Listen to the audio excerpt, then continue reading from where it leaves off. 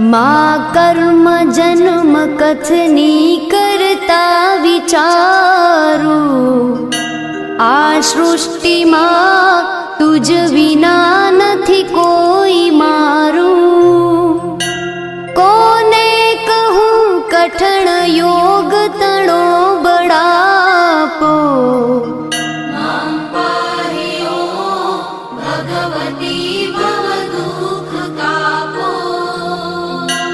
હું કામ ક્રોધ મદ મોહ થકી છકેલો, આડંબરે અતિ ઘણો મદથી બકેલો।